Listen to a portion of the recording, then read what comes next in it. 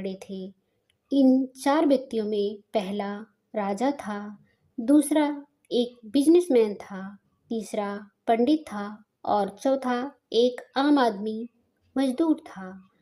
किसी को भी यह पता नहीं था कि कौन स्वर्ग के अंदर प्रवेश कर पाएगा और कौन वहीं से वापस लौटा दिया जाएगा। सब स्वर्ग का दरवाज़ा खुलने की राह देख रहे थे और आपस में बातें कर रहे थे।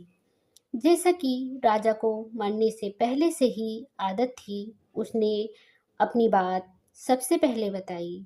राजा ने कहा, मैं बहुत प्रख्यात राजा हूँ। मैंने धरती पर अपना बहुत नाम कमाया है, इसीलिए पूरी संभावना है कि मैं ही स्वर्ग जाऊंगा। फिर व्यापारी ने अपनी बात सामने रखी। वह बोला, मैंने धरती पर खूब धन कमाया और उस धन से मैंने सैकड़ों लोगों की मदद की, इसलिए मैं ही स्वर्ग का हकदार हूँ। अब बारी थी पंडित की। तो पंडित ने मुंह खोला और सबको यह कहा, चाहे तुम जो सोच लो, लेकिन यह बात तो तय है कि स्वर्ग के दरवाजे खुलेंगे तो मेरे लिए ही। सब जानते हैं कि पंडित दिन रात भगवान को याद करते हैं, लेकिन स्वाभाविक है कि स्वर्ग में पंडित का स्वागत किया जाए। जब सब ने अपना अपना पक्ष रख दिया, तब सबकी नज़र उस मजदूर पर थी जो चुपचाप अपनी नज़रें नीचे झुकाए बिना कुछ बोले वहीं पर खड़ा रहा। स्वर्ग का दरवाज़ा खुला और वहां पर एक देवदूत आकर खड़ा हो गया। देवदूत के हाथों में एक पुस्तक थी जिसमें इन सभी के कर्मों के बारे में लिखा हुआ था। देवदूत ने सबसे पहले राजा को अपने पास बुलाया और उससे पूछा, तुम बताओ, तुमने अपने जीवन में क्या क्या अच्छे कर्म किए हैं। मैं उन्हें इस पुस्तक में देखकर फैसला करूंगा कि तुम्हें अंदर आने देना है या नहीं। राजा ने कहा, मेरा राज जितना बड़ा था, मैंने उन्हें कभी किसी भी चीज की कमी नहीं होने दी। यही मेरे अच्छे कर्म हैं। देवदूत ने अपने पुस्तक में देखा और देखने के बाद राजा से कहा, तुम सच बोलते हो।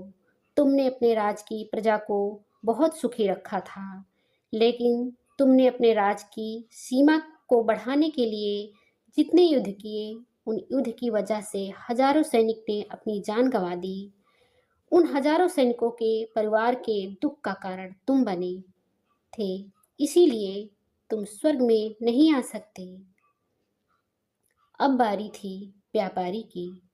व्यापारी से जब देवदूत ने पूछा कि तुम्हारे अच्छे कर्म क्या हैं, तब व्यापारी ने उससे कहा, मैंने सैकड़ों लोगों को खाना खिलाया है, कई आश्रमों में दान दिया है, कई निराश्रित लोगों के लिए घर बना कर दिया है।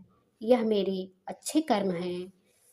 देवदूत ने फिर से अपनी पुस्तक में ध्यान से देखा और देखने के बाद व्यापारी से कहा, तुम्हारा कहना भी ठीक है कि तुमने बहुत दान धर्म किया है, लेकिन यह दान धर्म तुमने जिन पैसों से किया है, उन पैसों को कमाने के लिए तुमने न जाने कितने झूठ बोले हैं, कितनी हेरा फेरियां की हैं और कितनी मिलावटें की हैं, इसलिए तुम भी स्वर्ग में नहीं आ सकते।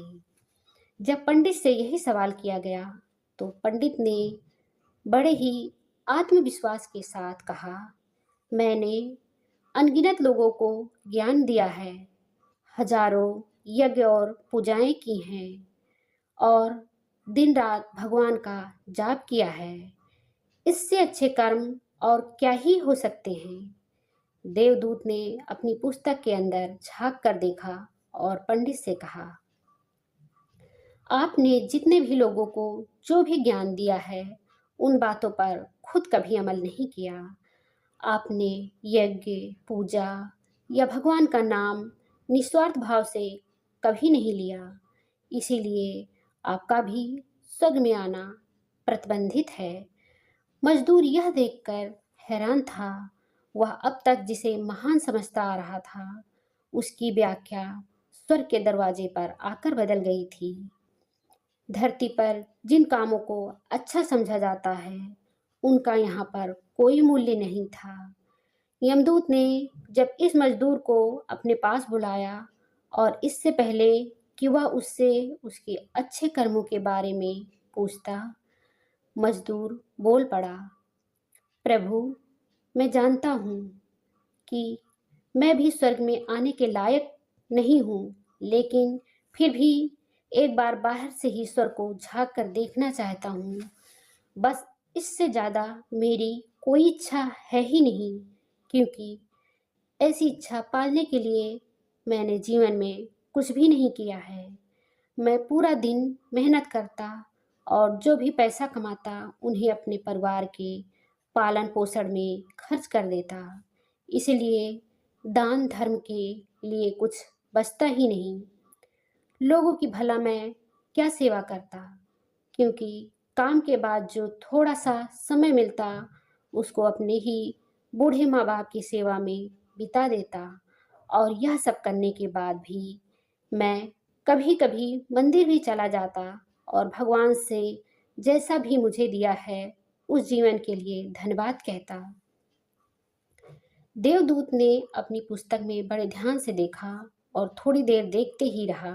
फिर उसने मजदूर से पूछा कि तुम याद करके बताओ, तुमने कभी कोई अच्छा काम किया होगा? मजदूर ने थोड़ी देर सोचने के बाद बोला, हाँ, मुझे थोड़ा थोड़ा याद है। एक बार मैं बहुत भूखा था और मैं खाना खाने ही बैठा था कि एक बहुत ही कमज़ोर कुत्ता जो ठीक से चल भी नहीं पा रहा था, वह मेरे पास आ गया और मेरे खाने को देखने लगा। तब मैंने अपनी रोटी उसे खिला दी और उस दिन मैं खुद भूखा सो गया था। मजदूर की बात सुनने के बाद देवदूत मुस्कुराया और मजदूर को बड़े सम्मान से स्वर्ग के अंदर लेकर गया। दोस्तों, अच्छे कर्म लोभ, मोह, माया इन सब भाव में आकर नहीं किए जाते और ना ही उन्हें अच्छे कर्मों की श्रेणी में गिना जाता है। निस्वार्थ भाव से किया गया एक ही अच्छा कर्म भी आपके जीवन के सारे पाप धोने की शक्ति रखता है। इसीलिए जब भी मौका मिले, निस्वार्थ भाव से और अच्छे मन से अच्छे कर्म किया करें।